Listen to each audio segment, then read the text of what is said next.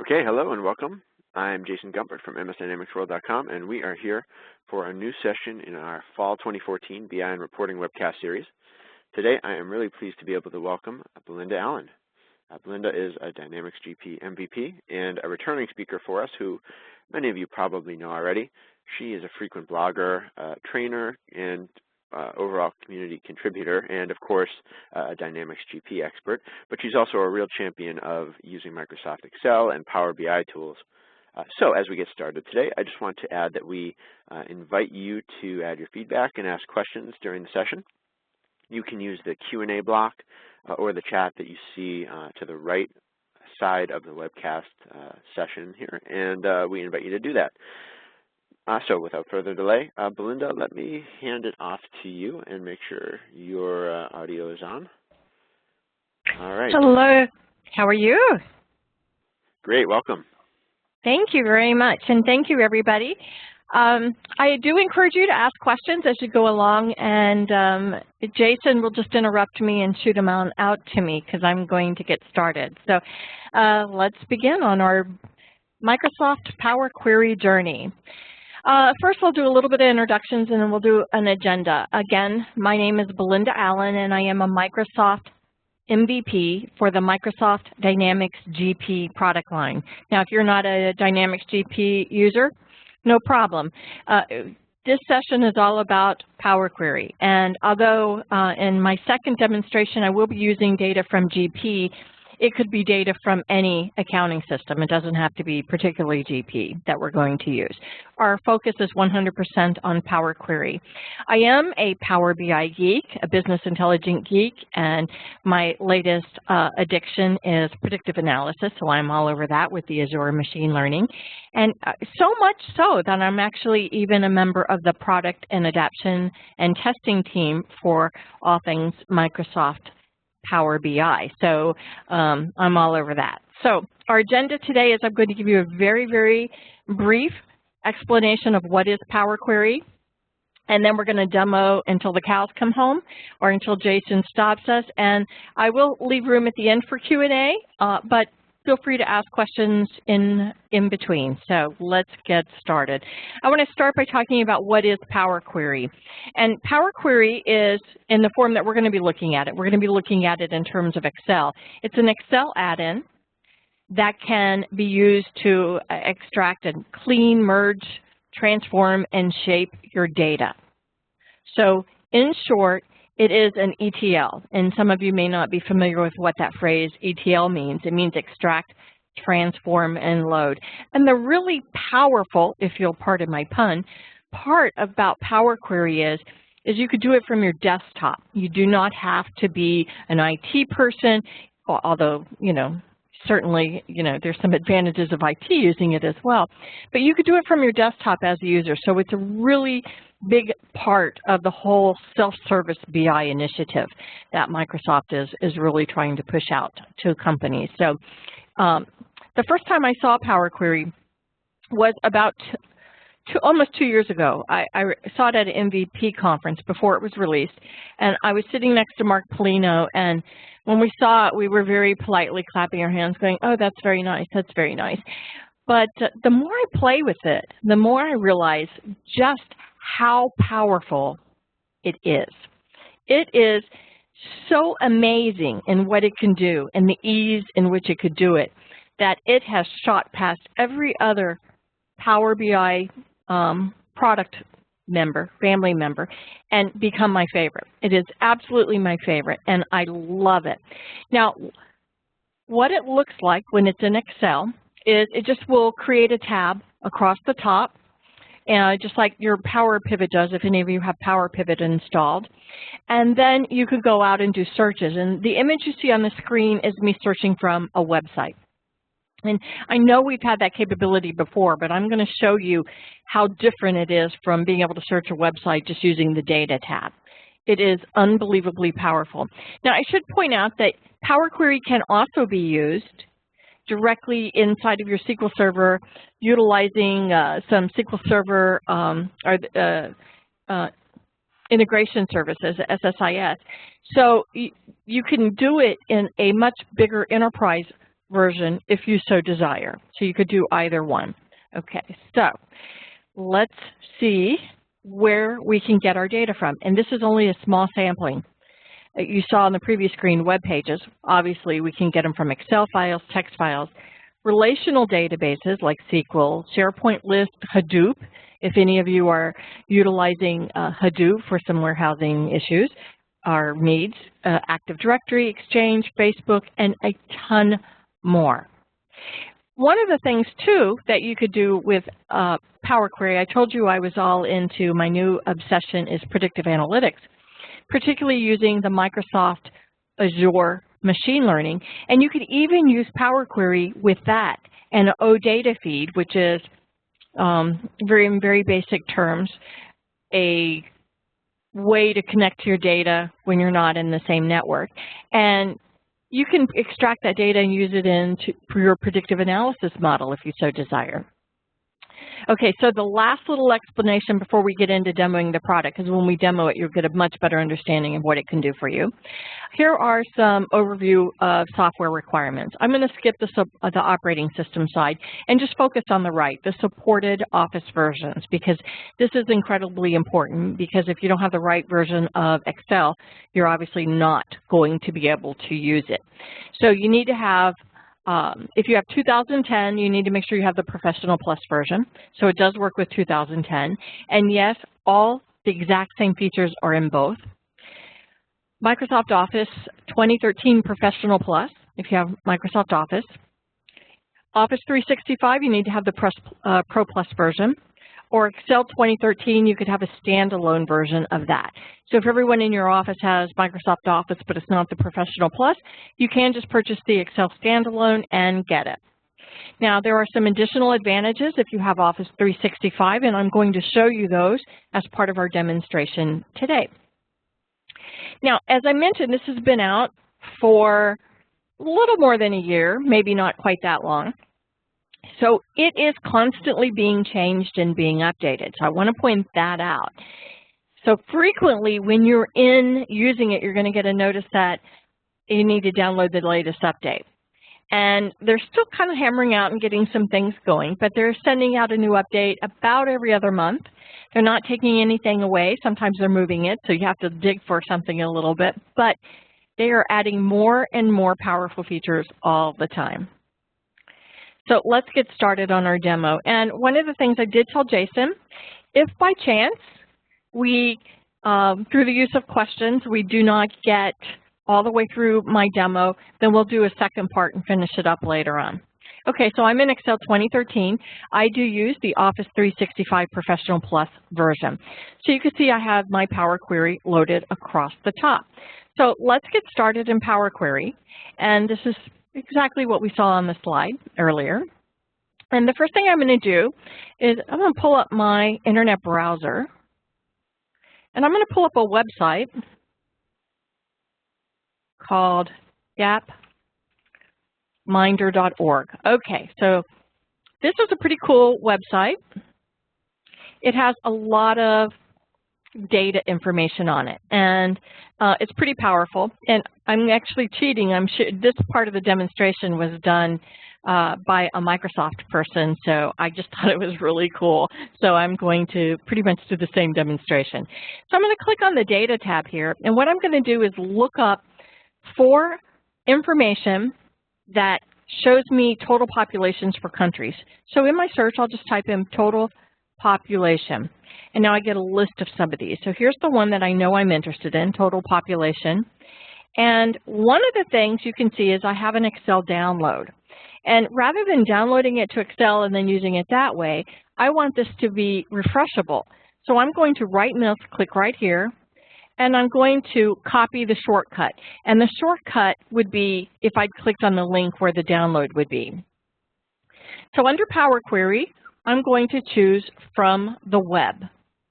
And I'll paste that right in, and I'll go ahead and click OK. And what it's doing now is it's using that link to go out and extract what's on that website. And it looks for anything that's in an HTML table. So you can see I have a couple different things here, and if I just hover over them, I could tell what's on that table. And a common sense tells me the data is the one I want, and I can see now that's where I have total population information. So I get this preview on the left here. So I'm going to just double click that. I could have also highlighted it and clicked edit at the bottom. And now here is my table. A couple things I note about it right away is that my headers are in row 1. So I want to move them up into headers. And this is done simply by clicking on this in this transform section, use first row as headers. And boom, it's done. Now the second thing I note is I have this in what looks like a pivot table. And this is not going to be a good reporting structure for me. So I want to unpivot this. Now, I've talked with some people at various events, particularly SQL Saturdays, and this alone is what some people are using it for, just to unpivot data, because they found that this just saves them hours and hours, and one person even told me a couple days. So what I want to do, I've got the years for the population across the top. I'm going to highlight, just using the normal Windows commands, Shift. I'm going to highlight all of the columns, and I'll right mouse click, and I'm going to come in and choose Unpivot Columns. And now you could see I've unpivoted all those columns in just a matter of a second or two. And that is quite amazing. All right, so I want to change my column names now. So I'm going to call this one Country. I'll call this one Year. And I'm going to call this one Population. Now, my year, I'm not sure what the format of this field is. So I want to make sure it's a number. So I'm going to highlight it and right mouse click, and I'm going to choose to change the type and make it a whole number. And now it's done that. And over on the right now, we have this query setting things. First thing I want to do is name this. So I'm going to call this Population by Country. And you can see I have all these applied steps. So everything I've done has been recorded here. So if I were to click on use first row as header,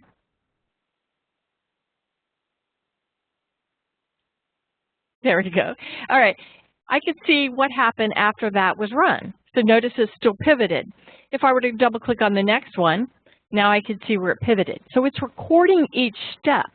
And the cool thing about this is when it goes and refreshes the data, it will go through the process of doing all of these steps for me so that I don't have to go through this process again.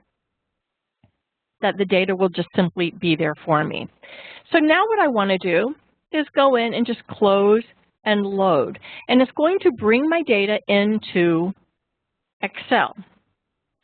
Now, if any of you have been working with Power Query already, you're going to notice there's a couple differences if you have not downloaded the latest one. This is the download from just a couple weeks ago, like 2 or 3 weeks ago, I believe. All right, so now I have it in my Excel spreadsheet. I want to load it to a data model. So I will just simply, in this load section, you can see I have table tools up here for my query and then design, like we're used to seeing. I'm going to click on load, and I'm going to load it to a data model. And I'll get this message. If I've made any changes in Excel, then by unloading it to the worksheet and loading it to the data model, they'll be lost. And that's, I didn't make any changes. I just want it in the data model. All right, so now it's in the data model. So if I go back to Power Query and queries for this workbook, there is my population. So I'm going to double click and open it up again, because one of the things I happen to know, I'm going to compare this to 2 other tables in just a few minutes. And I know that some of my data only starts from 1980. So I'm going to, just like a filter, click here on this drop down, and I'm going to choose number filters, and I'm going to say is greater than or equal to 1980. And so this will add another step in and reduce my data set. So I'm going to go back and close and load. Okay, so I went from like 21,000 records to 8,200 records. Now, what I'm going to do this is an Office 365 piece, and if you have the add-on, so it doesn't just come with Office 365, you have to purchase the Power BI on top of Office 365 to do this next piece. You notice I could sign in right here, and if I click sign in, I'm going to sign into the Power BI section for Office 365. So let me be very clear about that. You could use Power Query without having Office 365. But if you want to do this next step, not only do you have to have Office 365, but you need to have the Power BI part of Office 365, which is an additional fee. So I'm going to sign in and sign in using I have a 30-day trial. So I'm going to sign in using that. So now what I'm going to do, now that I'm signed in, you can see it says sign out there. I'm going to right mouse click, and I'm going to send this to my data catalog. Now what that means is I have this data catalog queries. If I were to click on this, you could see I actually have the one I just added at 10:16 today, and I have two others that I had added yesterday. And this means that anything that I create, any Power Query I create, I can share to other people within my organization. And that is an amazing feature. So I want to add these to the same worksheet. So I'm going to right mouse click on BMI by country and click on load. And now I'm going to load this to my data model, not just to my worksheet. So back under Power Query,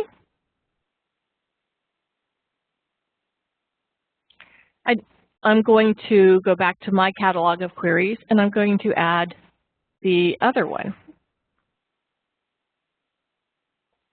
Okay, so what I had done previously is I had gone in and created two other queries similar to what I just did for the population.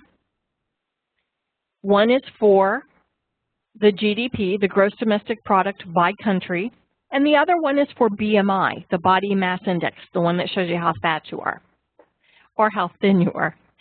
And I have added these in, so they're all very similar. If I were to hover over each one, you see they're set up the same: country, year, gross domestic product in US dollars, country, year, and BMI.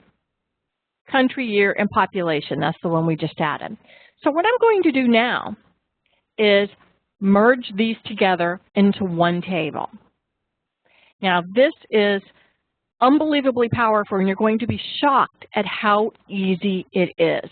It may look like I'm doing a lot of steps here, but if you consider the fact that I have three completely separate sources, separate web pages, and I'm going to combine them together into one file so it's completely reusable. At that point, you only need to refresh the data, right? You'd come into the Power Query and you would refresh your data, right? I don't have it pulled up on the screen yet. And just refresh your data, it would go out, it would get all new data from those worksheets, it would run through all those steps and populate accordingly. Okay, so what I'm going to do is under the Power Query button, we have this combine section, and we have a merge and append option. I'm going to do a merge because what I want to do is add columns to a table. So I'll start with the one we just created, population by country, and I'm going to add in the BMI. So what you would do is you would highlight what fields are equal to each other, and I want it to be an equal join, so I'll click on this, only matching rows, and then you'd click OK.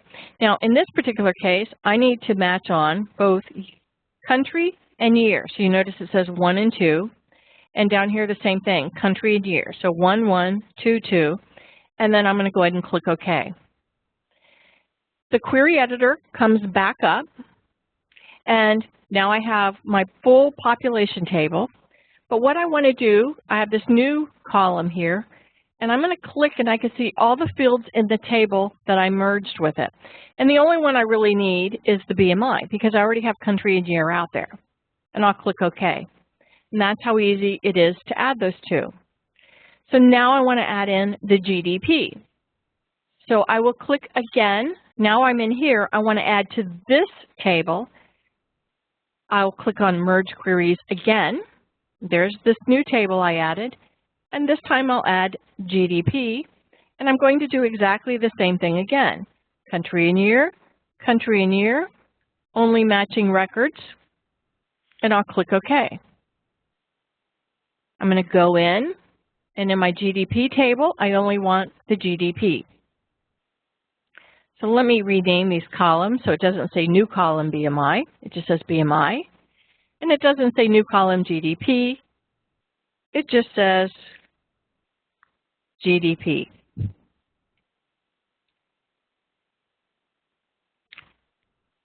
Let me rename this.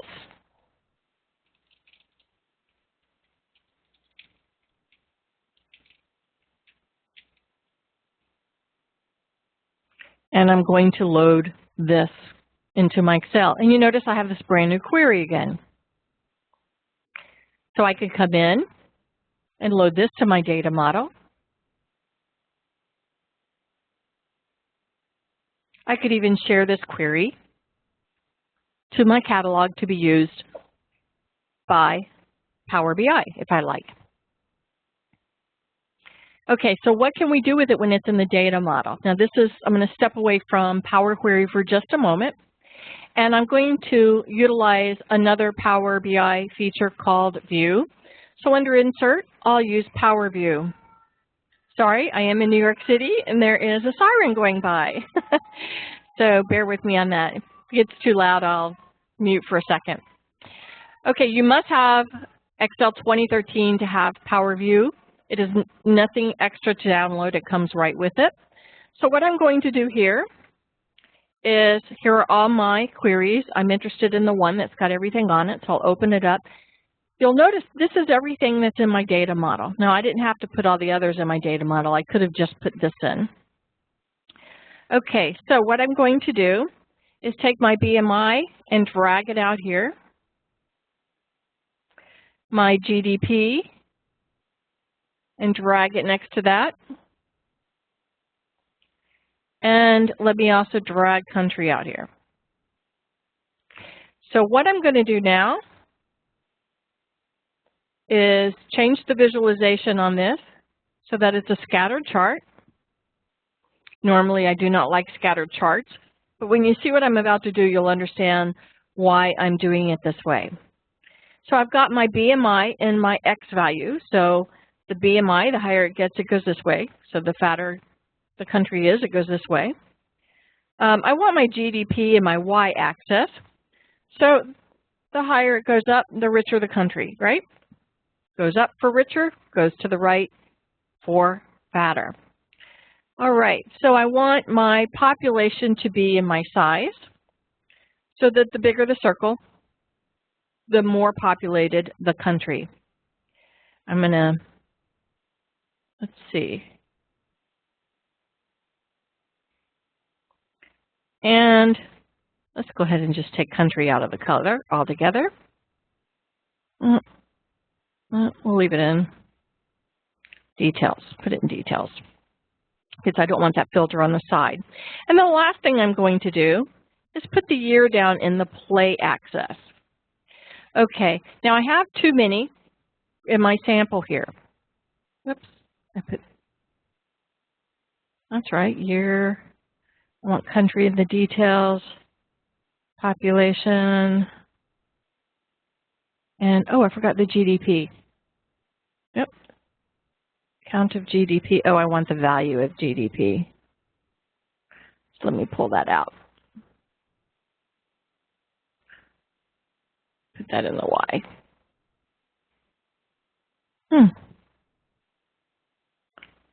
I want that to sum. Oh, you know what? Look, there's no value here. I need to change that field because that field is not being populated as a number field. Oh, good thing here. So let's go in and open that up, and let me format this as a decimal number. Go back to my Power View, and it's refreshing.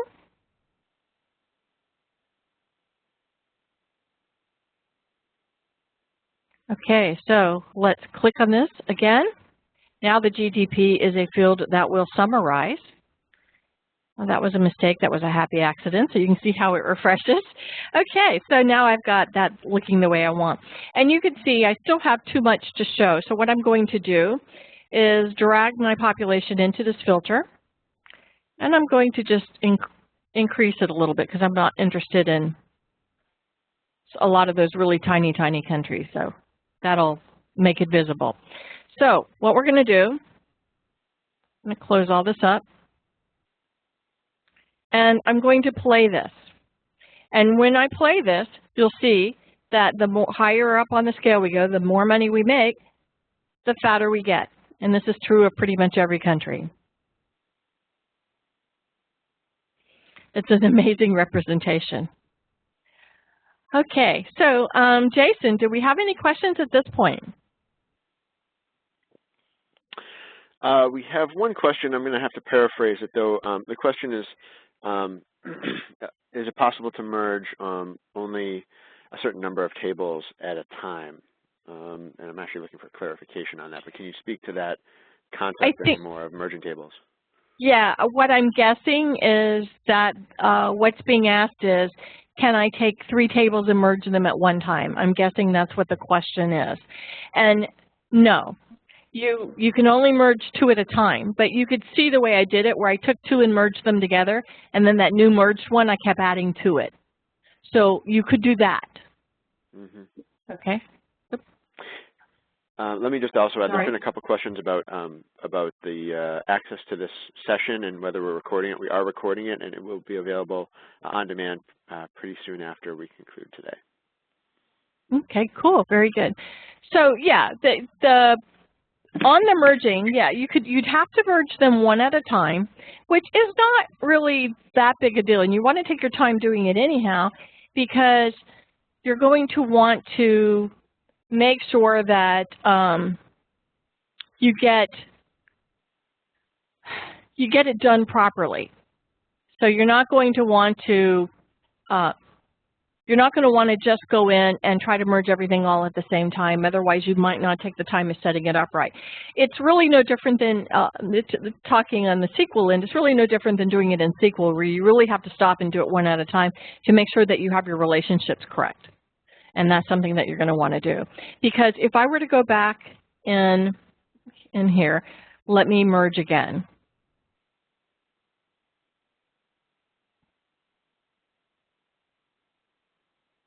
Okay, so if I just did country and country as my merges, you could see I have 67, 66 out of 8,200 rows. So one of these obviously has a lot more rows than the other. If I was not setting it up right, you can see here it's not even the same column types. Nothing else is matching up. If I do it this way, I've got a whole different set.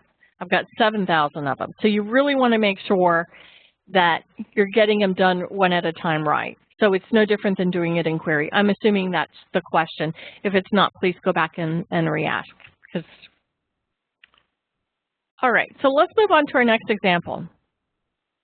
Next example, I have, this is something I'm actually working on, actively working on this week, and I should have it wrapped up by next week, I hope. I have a customer who sells a product that is used in funerals. And so those of us who, particularly in the US, who have ever had someone pass and you were involved in funerals, even if you weren't involved in the funerals, you know it happens. There's a very short turnaround from the time the person passes away until the time the funeral happens. So they really are a just-in-time inventory process. Now, they are a light manufacturer, so they build what they have, and they try to keep things in stock, but occasionally they have to stop what they're doing and do something custom for the funeral, because they only have, really a day turnaround time that they have to give. So that being said, they're relatively new to GP. And right now, they're not using bill of materials yet. Right now, they want to know what their labor cost is for the same days that they're building items. Okay, so those two things are unrelated to each other. because they don't have a payroll system that says, oh, I was working on building product A for these 2 hours and product B for these 2 hours. They only have, oh, here's the total time I've worked this week, and these are all the products we've created this week. And they want to have something that compares these two things together. And the only thing that compares them together are the time, the day that they built this product and the day the employee worked. Those are the only two things that create some common bond. So we're going to use Power Query to go and get the data from their GP. And again, this is the only thing GP specific is the data set we're using, but this could happen in any system that you want. And for those of you who are really interested in using this for a CRM, think about it in terms of a prospect maybe versus a partner or something. Those two may be unrelated, or you want to have some comparisons and you want to do some linking together. Okay, so what I'm going to do, again, I go to my Power Query, and this time you can see, I'm going to stop for a second here and show you, there are a ton of other sources here. Data feeds, Hadoop, Windows Azure Marketplace. One of the things I like to do for some of my customers is compare weather. What was the weather actually like when they sold? A Windows Azure blob storage. This is one of the places where, like, you could have a predictive analysis will use a lot of the blob storages in Azure, so you can go and access from there. Microsoft Exchange. Facebook, I know some of the people in the real technical community are like, why would I want Facebook? But from a marketing perspective, huge. So if you're in a B2C particularly, if you're, you might advertise in Facebook and you want to track likes to sales. So that might be something that you want to do. Database, there's a lot of database options, including from an Azure database, Sybase, MySQL, Oracle, doesn't matter. So yes, you can extract data from an Oracle database and data from a SQL database and data from a website and merge them all together into one data model. And when I talk about data model, what I'm really talking about is creating a virtual table where you're saying, this is how everything matches together, and this is how I want all the columns formatted. So put them together so that the data is exactly the way I want when I want to build a report. So that's what that's about. You could also get it from a file, including Excel, XML, from the web as well. And one of the things that I didn't point out earlier was this online search. So when you click on online search, over on the right-hand screen, I don't know what's going on with my, oh, I think I went too far, hang on. Go back to Power Query here. Okay, let's do an online search again. There we go. I don't know what's going on. Let me create a new Excel spreadsheet.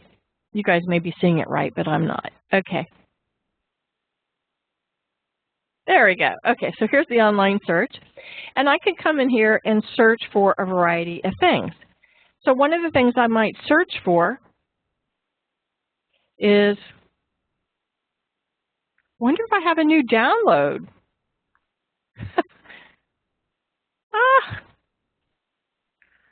Forgive me, guys.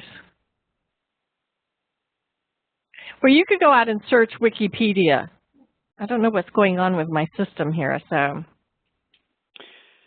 We do have another question, Belinda. Oh, okay, go ahead while I try to figure this out. Yeah, so when merging, what is the best way to make your keys consistent between data sources? For example, if the country could be United States in one, US in another, USA in a third. Yeah, clean data is quite the big deal. On that, Power Query does not offer a solution for that. And that is an issue that any kind of reporting system is going to run across. And so I wish I had a really good solid answer for you. The one thing that I might recommend, and this is something that I do a lot with dates, or something similar with dates, is to have all the different variations that you could think of, where US is in column A and United States is in column B. United States is in column A, so it looks like something like this. So you're creating a key, in other words, that you can attach to it. Where all these things will eventually be the United States. I wish there was some better solution, but there really isn't one. I mean, it just, that kind of inconsistency is a problem that everybody has with data. So unfortunately, that I wish I could give a better answer to that. Frequently when you ask people, is your data set clean, they'll all say, yes, yes, yes. And then when you get in and look, you run into that very thing where this happens a lot with states. One person is using the 2-letter abbreviation and somebody else is, so like for Massachusetts, we'll pick on where Jason is, MA, if someone will type MA in all caps, somebody else will MA, capital M, lowercase a, someone else will type Mass, someone else will type Mass dot. And I wish I could offer a better scenario, but creating a key is a typical good scenario, a good way to do that with. Now, I mentioned I do that with dates a lot because one of the things, we run into the same problems with date formats. Now, it's easy if you could convert them to a date format, but sometimes you've got your dates that look like this, and I like to go in and add some other formulas like, what is the weekday for this date, you know? I like adding that. And so I like doing some of those, or what's the quarter, or what's the year. And the reason I like doing this is because then I have a variety of fields that I can use. I'll even, you know, put in some text ones for the date because I just find it a little bit easier to utilize. So now when I put this in and I link it up to my date field, now I could use the day of the week, I could use the year, I could use the month abbreviated like this and so forth. So I would suggest creating a key and using it because the more you use that key and the more you add to it, you could use it for a wide variety of things. It doesn't have to be just this particular spreadsheet. In particular, if you're using, you don't even have, if you're using the Power BI with Office 365, great, you can put it out there and share it with everyone. If not, put it in an Excel file and you could still reuse it over and over again because it's a flat file. That would be my recommendation. I don't know what I'm doing here wrong on my query, but so I'm going to skip that for now. But you can go out and just query what's in your data catalog or what's in Wikipedia sites, government sites, and so forth. So we all know how when you try to show someone something, it doesn't always work out. So hopefully that'll be my only flaw or snafu for the day. Okay, so what I'm going to do is go into Power Query, and I'm going to choose from a database, and I'm going to choose from my SQL Server. The server's name is Cherry, and my database is 2. So those of you who are in the GP world, you know I'm using GP. So I'm going to click OK. And then I'm going to get my navigation list on the right.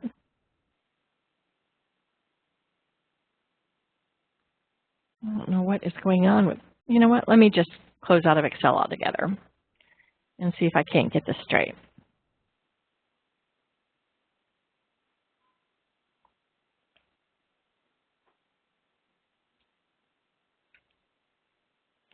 So a couple of questions coming in while you get that restarted. Okay. One, can you access data? Can you access a database on a hosted web server or FTP site? If you could get a URL, sure. If it's Azure, sure. The big thing is the URL. If you can get it in a URL form, then the answer would be yes. Yes, you could. All right. And regarding external data, can we get data from Dynamics AX? Oh, yeah, absolutely. Absolutely. AX uses SQL Server just like GP does. So it would not matter. That would be completely, we just wouldn't matter at all. Wouldn't matter at all. Yeah, you sure could. Yeah, everything I'm showing you now would be for anything. Mm-hmm. I was going to say another data source I saw come up is OData feeds, and I know that's been a topic of other sessions that people have presented with regard to AX in the past. Exactly. Yep. OData feeds, or if your AX is in Azure, you can go straight to Azure and get the data as well. Okay. So I stress my machine all the time. So this is why frequently I'll reboot. And I should point out, if you're going to be working with data a lot in your GP, I strongly recommend that you use the 64-bit version of Excel. If you talk to most Excel people, they're going to say, oh, use the 32-bit. But that's because it's a little more mainstream. There is like one or two things, and I can't remember what they are, that it has that the 64-bit doesn't have. But the 32-bit is confined by the amount of resources it will use. I can't remember the number off the top of my head. Can't remember how much RAM it uses off the top of my head. But I want to say like 4 gig. I can't remember. The 64-bit version of Excel will use all the available RAM on your machine. So it will handle larger data sets significantly better. And this is another reason why I keep putting things in the data model, so that I'm not overworking my Excel. Right? The data, I'm just editing the data model itself and not the data that comes out. It's the same thing as if you connect using an Office data connection to your SQL Server, and you just bring it in as a pivot table instead of as an Excel worksheet and then turn it into pivot table, you're just not overburdening it as much. Okay, so here are all it lists all the views first, and then it lists your table. So I've created this view. So again, it doesn't matter what data set you're using. So here is some payroll data. So I have the employee class, employee ID, first name, last name, and some additional information. The first thing that I want to do is in GP, I have the first name and the last name as two separate fields. And I can merge these two fields together by highlighting them, right mouse clicking, and I'm going to merge columns.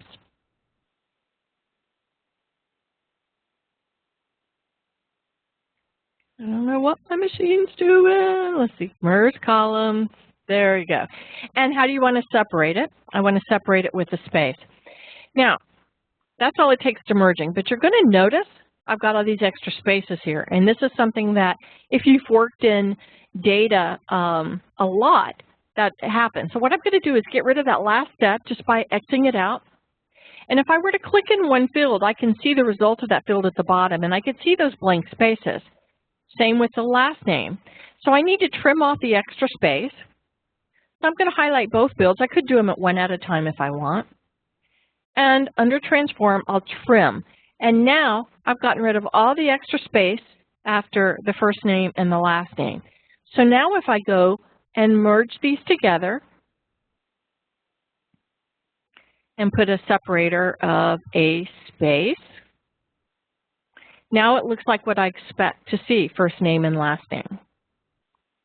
Now in this scenario I gave you, my customer, we're only interested in pay codes. So just like a filter in a regular Excel worksheet, I can just select pay codes instead of deductions and so forth, because I'm looking at all payroll transactions. And I just want hourly and salary pay, because I just want when people actually worked. And so I can filter my rows just the same. And again, this is something I'll be doing for the data feed. Now I need that common thing where I can, merge these two tables together. And actually, I'm going to append them together. So I want to have rows that contain payroll information and rows that contain inventory transactions all at the same time. But I need to have something that puts the dates in the same week. And so what I'm going to do is add a column here, because in payroll for GP, I only have the begin date and the end date for the salary range. I'm going to create a column that will tell me the end, for the end date here, what was the last day in that week. Okay, so if January or February 15th fell on a Friday, I'm going to say, I want it to be Saturday. I'm going to say, what was the Saturday after that? And that way I'll have some, because they look at this report each week, they'll have some common date filled. So what I'm going to do is under Add Column, I'll choose to add a custom column.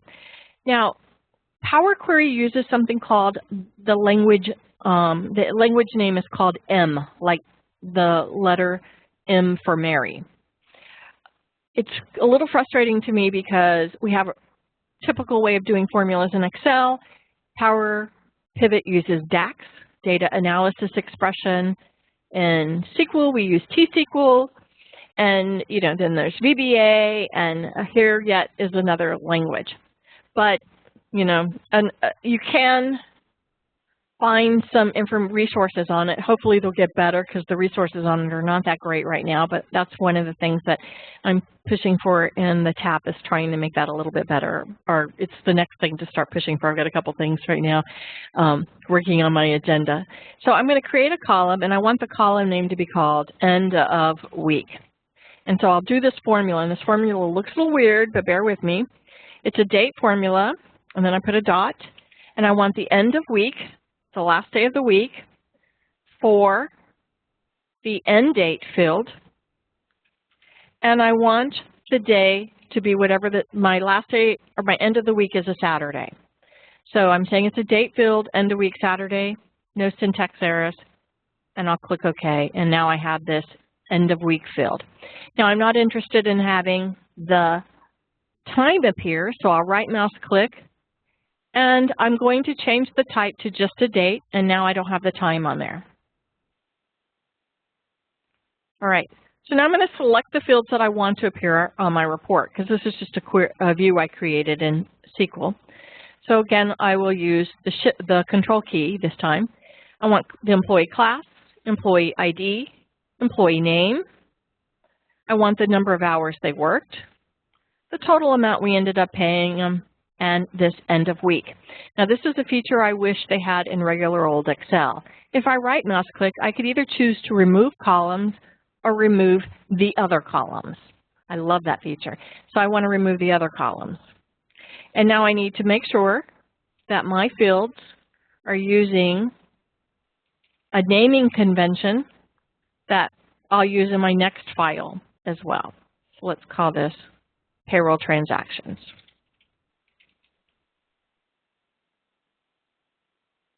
And I will send this to my, oops, it's in the wrong place, close and load. Send it to my Excel. So now I want to do another query to get the inventory transactions. Again, I'll do from the website, from SQL Server, server name Cherry, database 2. This time though, I'm going to do it a little bit different. So you saw last time I got that list, a navigation list with all my views and tables. This time I'm just going to paste in a SQL view, a SQL statement. And this is another way that makes it independent. Now you do have some security issues. You need to make sure that whoever's running it has access to all those tables. But it gives users a little more independence, that they don't have to worry about going into SQL. They don't have to get IT to help them with SQL and so forth. A lot of different IT people I talked to at a recent SQL Saturday event shared with me that they're letting users use this to determine what kind of reports they want to see so they can implement a BI strategy. So I thought that was pretty cool. All right, so I want to add that additional column just like I did before. So I will go to add column,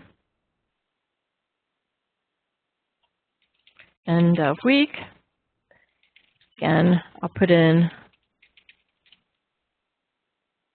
this one's on a date. There's actually a transaction date.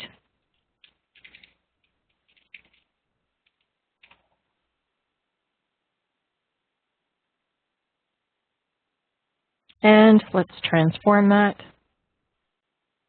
to a date. And then let's just get the fields we're interested in. Item class, item ID, description. Oop, I forgot something. I only want adjustments.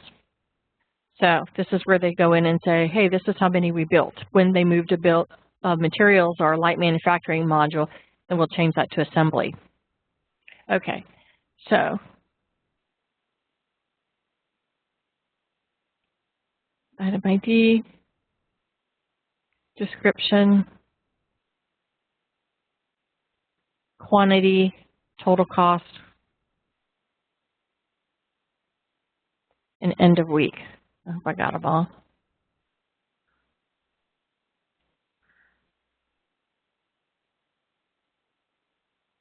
What did I do? Oh, I reordered. This is why I love this applied steps. If something doesn't go right, just get rid of that last step and try it again. Quantity, total cost. Sorry, seeing this again I know is not that exciting. But this time there are more columns, so that makes a lot more sense using it that way. Okay, so let's name this.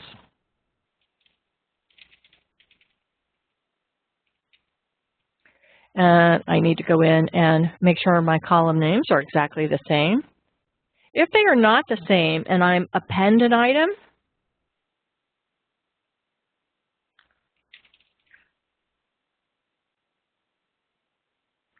then my columns will not add up right. They will not combine properly. So the columns need to be named exactly the same thing if you're going to do an append. So now let's dump this. Do this again. Let's dump this to Excel. So now I have two Excel files, or two Excel spreadsheets that contain both data, and you could see both queries. So what I'm going to do under Power Query is, again, I'm going to use the combine feature, but this time I'll choose append. So I want to take my inventory file and add my payroll information to it, and I'll just simply click OK. And this links up by the column name, so that's why I was making sure the column names stayed exactly the same. And the mere fact that I have only the columns I wanted tells me that they all appended properly. And if I scroll down, I start seeing payroll information. This is all payroll information down here. So I start seeing some payroll information. So let's come up here and we'll call this inventory built and labor. Okay. So now I have this common file that I could use.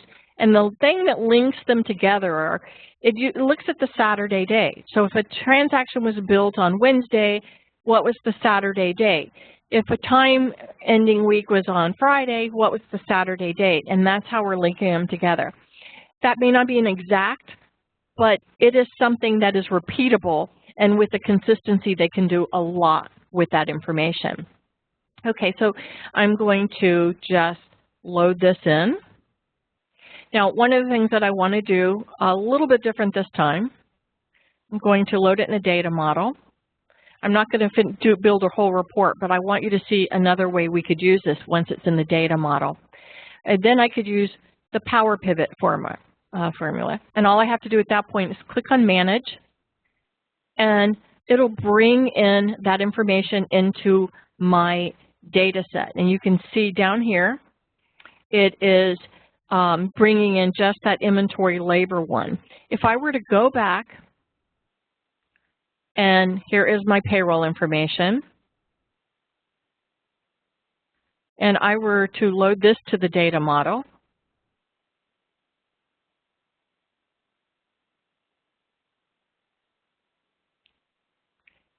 all right, and I were to load the inventory to the data model.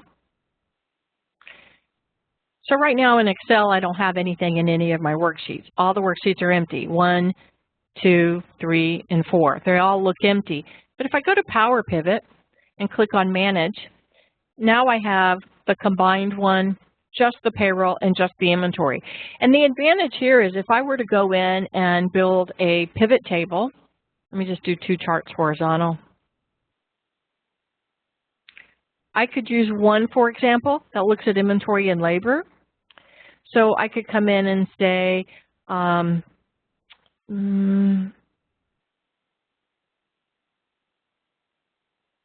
let's do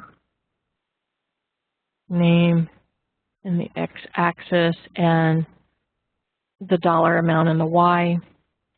And I could come up and insert a timeline for the end of the week. And right now this is set at months, but I could also set it for like a set number of days. So I could make it like 7 days if I wanted, days if I wanted to. But let's just leave it months. And let's make it easier. Let's do quarters. Okay, and then on chart 2, for example, I could come in and say, oh, I'm only interested in the items themselves. So let's do an item class, and let's do units. And then I could take this information and connect it to both charts because they both have that end of the week on there.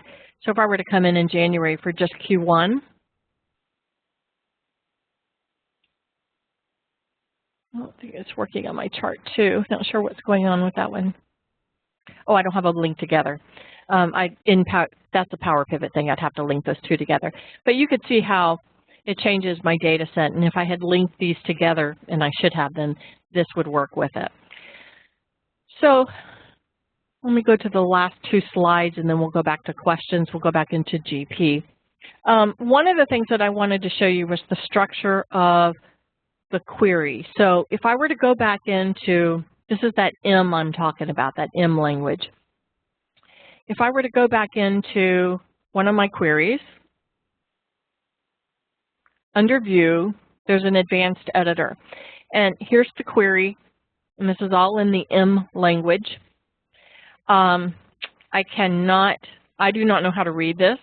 I'm not going to lie to you. I have no idea how to read this. Notice I do everything manually. So I are using the systems and using the tools. But in the M language, you can see there's the whole expression, and it tracks each step that you go along. And so you could manually write it or type it in, or if somebody shared one with you, you could use that as well. And before I put up the contact information and finish opening the floor to questions, upcoming for the MS Dynamics world, there are a couple sessions that are interest to me. One of the things, I know this is an AX person, but the 6 things you need to know before deploying business intelligence, that's across the board. It doesn't matter what you're looking at. So I think that would be an interesting one. I'm going to try to attend that. And the other one is there's a GP session coming up, making the most of your investment. So I just wanted to share those and give Jason a little plug there. And so here's my contact information. And Jason, I know we only have a couple minutes, but what other questions were there, or were there some? Well, thanks, Belinda. Let's see here. We don't have any other questions at this point, but I would make a final call here for any other questions that people might have before we close out today. We've seen obviously a ton of great stuff here, and I'd be surprised if there weren't at least a few other things people are wondering about. We will be sending a link to the recorded session that will take a little bit of time to get processed and posted, but we will post that to our YouTube channel. We'll also post it on our site, and we'll send out an email letting you all know when that's available, so do be on the lookout for that. Yeah, I know it's like drinking out of a fire hose, what I've done to you guys, and so I do apologize for that, but there's so much cool information, and I just scratched the surface. Here's a question. I have a need to perform queries against my SQL data with 225 columns, 18 million rows. Can you address such a model? Okay, if you are going to do one like that, you're definitely, I would not try to do it through Excel. There are the same tool, the exact same type of information and tool can be used outside of Excel, although you could do it in Excel just as I did, where you're just working in the data model. And if that's what you want to share with people, information from there, and because maybe the data you're querying is subsets, and you want to use it in some kind of pivot tool like Pivot Power View or Power Pivot, which offers some really great advantages. Each one offers a separate set of great advantages. You could do it. I mean, Power Query is certainly capable of handling that. The data models themselves can handle millions and millions of records. Although that is a really large set. So I think with that, I would investigate the use of Power Query on an enterprise level, on a data set that large. But it certainly could be done through Excel. You definitely would want to have a 64-bit version of Excel, and you'd want to have a lot of RAM on that machine. And that will help the choking. And definitely also do exactly what I just did, where you are chopping it up in segments. You might even want to go so far as to create views that create subsets of it and then merge those views together like I just did so that you're not looking at one giant record that you're pulling in. Instead, the view, and I'm thinking of this as I'm talking. So I think actually that would probably be the best way to handle it if you want to do it in Excel. If there's a way where you can create subsets, let's say in that, let me go back into my Excel. So like this payroll version, let me get rid of where we removed other columns. Okay, so here where I said code. So if you created a view where it only looked at hourly pay in one view and salary pay in the other view, and you can limit it, break it down into subsets so it's not quite so big, that would probably be a good thing to do, and then work with multiple tables instead of giant single tables. I think that would probably be a good thing to do. You might even, for a table that large, I'm assuming you're hitting a data warehouse and not your production data. So you might want to consider even storing it in that kind of method in your data warehouse and breaking it down in your data warehouse so you're not talking about such large tables, because if that would also give you the advantage of, if you only wanted to do some reporting off that subset of data, it could process a lot faster because you're only looking at that subset. So I think that's what I would do, is create views that enable you to look at subsets and then go through the process of merging them together here and then putting them in the data model. Yeah. I hope that makes sense. What else? All right, great question there. Let's see, can you talk about the BI environment that these data models could be used with outside of Office 365? That's a good question. Well, the data model, you don't have to have Office 365 to use the data model. You could use the data model within Power Pivot, within Power View, and in Power Query here without Office 365. The only thing Office 365 is going to give you is, one, the ability to share these views. So once you put it in a data model, you could share the view so that other people can access it, open up their own spreadsheet, access the view, and copy it into their spreadsheet. The manual way without Office 365 is you have a spreadsheet out there with the view in it, and people will open it up, do a save as with their own name, and go from there. So that would be like a manual way of editing it. So that's one thing. The other thing that Office 365 does for you is it gives you the ability to, we can try querying again, gives you the ability to query on the views that you saved in your category. So let's try this one more time. So if I go into Power Query and I search online, oh, much better, I think. Okay, so if I search for Oscars, then what I'm going to see, it's like nothing. There you go. Okay. I get access to all public and some governmental sites. Right now, I think just U.S. government, Wikipedia being the public site. So I see 250 public sites, nothing in our organization. But if I go to BMI, where I saved that BMI file, then I have 257 public. But one of them I have in my organization. If I were to click on that, I can see that query. So that's all that Office 365 does for us. So the Power model can be used in Power Pivot, Power View, and within Power Query itself. Outside of the Office family, honestly, I do not know. That's a good question. I'll play around with the answer.